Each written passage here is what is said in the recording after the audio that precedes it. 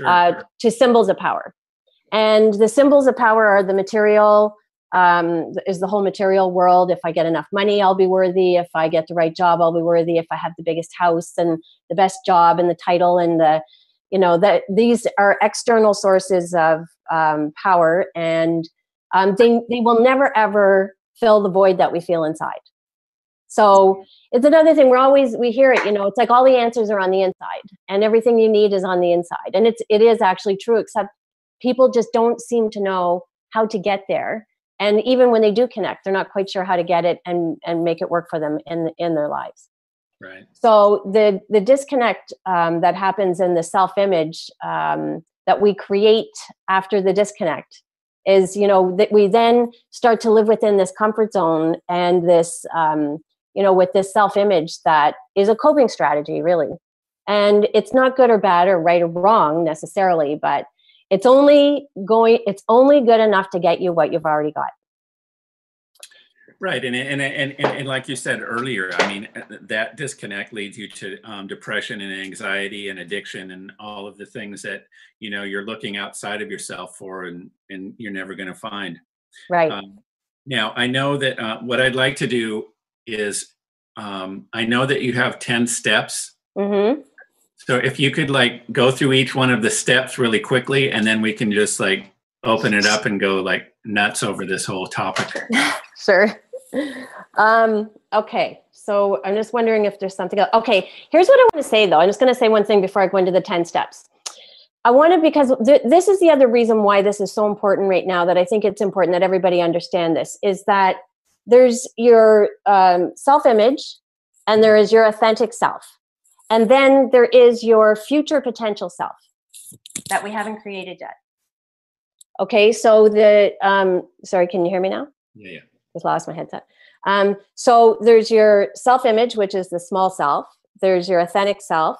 So self-image is very limited.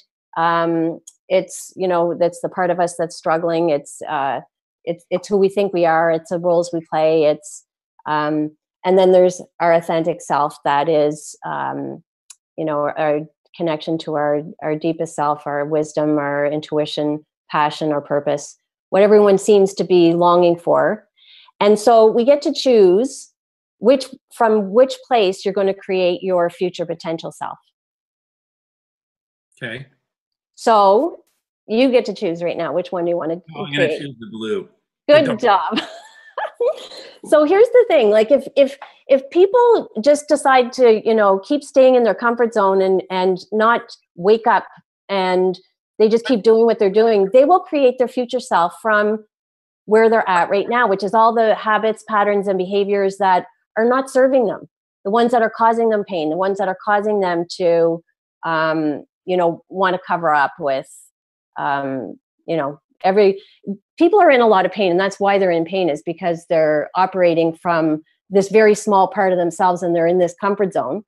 And so they're looking to cover up the pain with a pill or a drink or food or, and so that will continue. If people don't make a conscious choice to really open up and step out of their comfort zone and align with their true self, they will create their future, which will look pretty much like the way their life looks right now.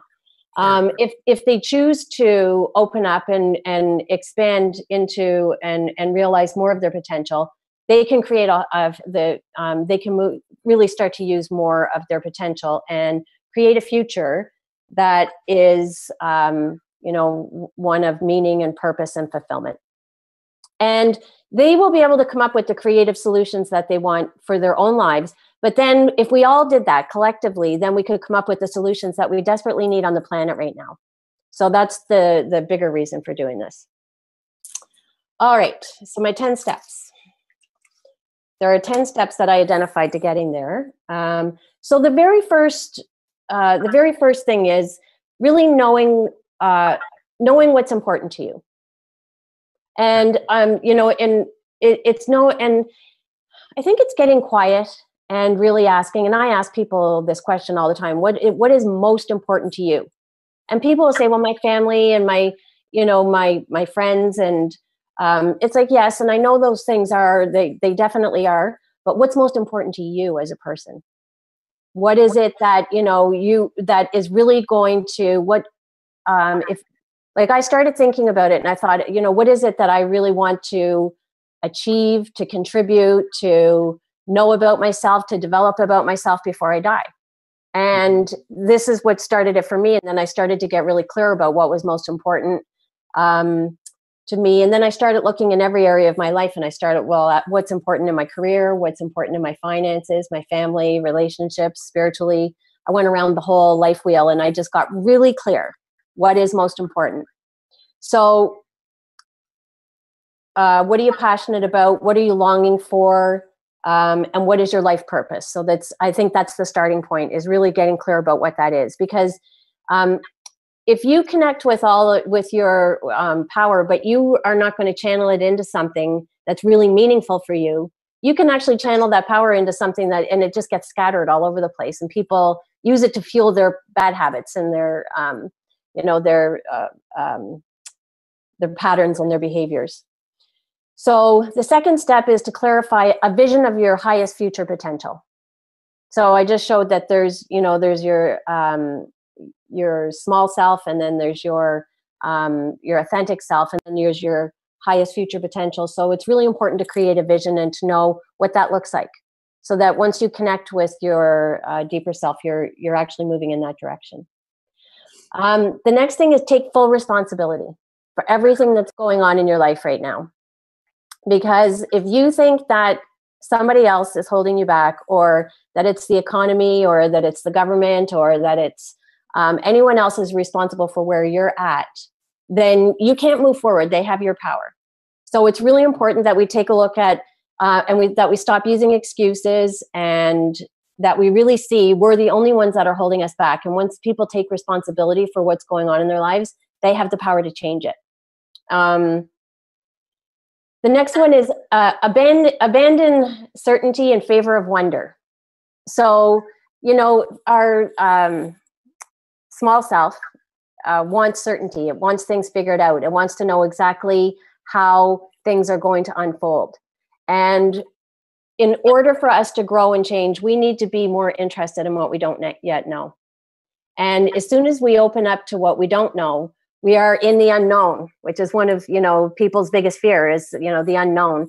And it's to allow ourselves to be in that space of not knowing. It's essential to moving forward and really aligning with your deeper self. Which leads into the next one, which is hone your intuition. So it's, every single day I wake up and I ask, what's most important today? If I really love myself, how would I act? What would I do? How can I serve? What's for my greatest good? And as soon as I get the intuitive answer, which generally comes right away, then it's being courageous enough to act on it. And when I ask that question, I'm asking from my heart. I'm not in my head thinking, what do I need to do, or how am I going to do this? I'm really asking of when we're in our heart, our intuition will speak to us, and it's allowing ourselves to be guided by that. Get comfortable being uncomfortable.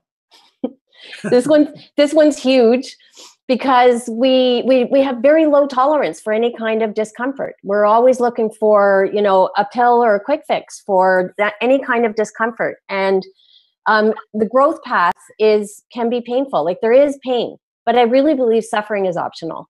That's the difference. Because, we will experience the pains of the growing pains and some emotional pain. And if we can be present with it and just, it moves through. But we have no tolerance for it. We're so quick to reach for something to make us feel better. And so getting, it's just, we need to get comfortable being uncomfortable. And as soon as you step out of your comfort zone to grow, you're going to be uncomfortable. So the more we can get used to that and learn how to bear it, that's how we grow and gain strength and courage and confidence. Yeah, and I think I'd like to add something to that. I think that there's this idea out there that all of that, I agree with you on the suffering part. I'm not a fan. However, I believe that all of these things that you're pointing out and everything that you're talking about, it is going to be painful at times, and it's going to get messy at times. Yeah. There's no way to do it. There's no other way. Right. And We it's think painful and messy not doing it. it's worse. Right? Exactly. At least this pain and mess will get you somewhere where you want to go, right? Right, exactly. Yes, yes, yes. So, under that, I wrote, it's important that we know what to eliminate and what to cultivate physically, mentally, emotionally, and spiritually. And I think one of the greatest barriers is that people are in deep emotional pain and they don't have tools to process emotional pain. So we've got a lot of backlog and a lot of it held. There's, trauma and a backlog of emotions that people don't know what to do with. And they don't want to look at that. And it's not about necessarily about being emotional, but it's about learning how to really connect with yourself and be present with what is. I mean, and some of that is emotional pain. So it's knowing what to eliminate and what to cultivate physically, mentally, emotionally, and spiritually. And that the next one on the list is that understanding that every single challenge is an opportunity to grow. And so we're saying that this is not necessarily an easy path, but there is a process that you can follow. And I really know that as soon as people commit to living more in alignment with their truth, anything that's untrue will come to the surface. And so that moment of disruption right there is an opportunity for you to really open up. Like, one of two things can happen. You can either expand and open up and realize more of your potential right in that moment, and step up to the plate and do something new, or you can contract and shut down and go back into your comfort zone, the small part of the pie, which most people do, right? Mm-hmm. So that every single challenge, if we could start, if people really understood that, that every challenge is the opportunity to grow, then we would welcome the challenges rather than freaking out, going, "Oh my God, what's going on in my life," right? Mm-hmm. The next one on the list is to grow into what you already know.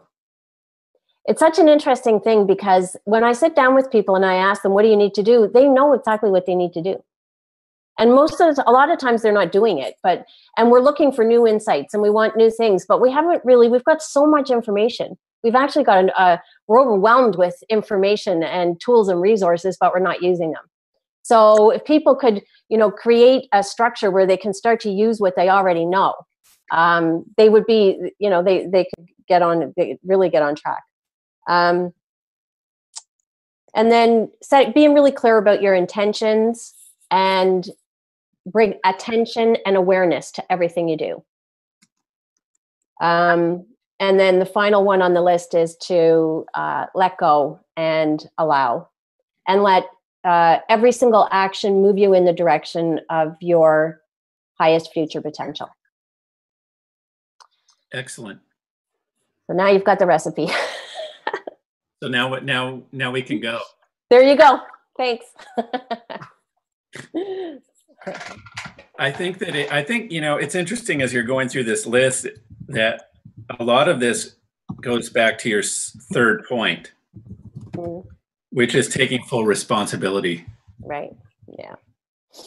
And I don't think that's something that very many of us.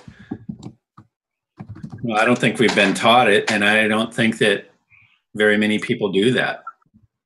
No, and it's. I'm glad you're bringing up that point because when I work with people, I want to give you an example about this because it's a really important piece of the equation. I'll give you an example. I remember one time I was giving a workshop and I was working with a group of women who were wanting to improve the quality of their relationships. And so, of course, they made the very first thing I asked was, what is I asked them to talk about the state that their relationship was in. And we got this whole shopping list of problems with their partner. And so then I had them, we created a vision for what they wanted in their relationship to look like. And so then my next question was, who are you being in the relationship that's creating and contributing to the problem that you're seeing? Don't want to hear that one. No, they didn't want to see it. It's like, well, what are you talking about?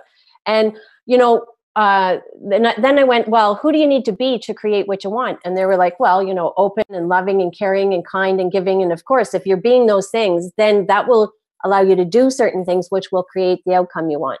So who is it you're being that's creating the problem that you have right now? And it really does come back to being. It's like, who am I being that's creating this challenge I'm seeing in front of me right now? I'm being resistant. I'm being fearful. I'm being lethargic. I'm being negative. I'm being, it's something in how I'm being is causing me to do something or not do something, which is creating the outcome I'm seeing. And the second I take responsibility for that, I can make a conscious choice to be different. I can do that. And I can now be responsible. I can be committed. I can be, enthusiastic. I can be disciplined and create the outcome that I want.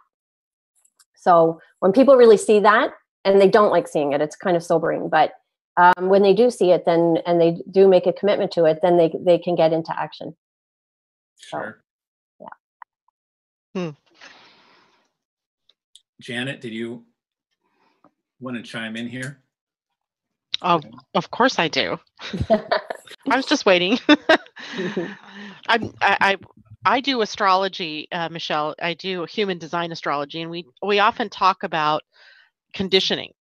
And what you were talking about in the very beginning about how we come up through families, we go through schools and so forth, and there's really relatively little conversation that goes on about us really sitting down and talking about what it is we want. In fact, we're taught really we're so conditioned to just pick something, go out there and do it, be a productive citizen, whatever that means, which usually means participate in the economy in some way. Yeah. And it sort of short circuits the conversation about, well, what do I really want? And so then people then begin to open up to that conversation, but then it becomes, well, is that being selfish?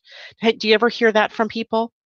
Yes, and I do, I get that a lot, actually. And there's a couple of, even just the languaging of this, though, it's what is most important to me and what is most meaningful to me is even a little bit different than what I want.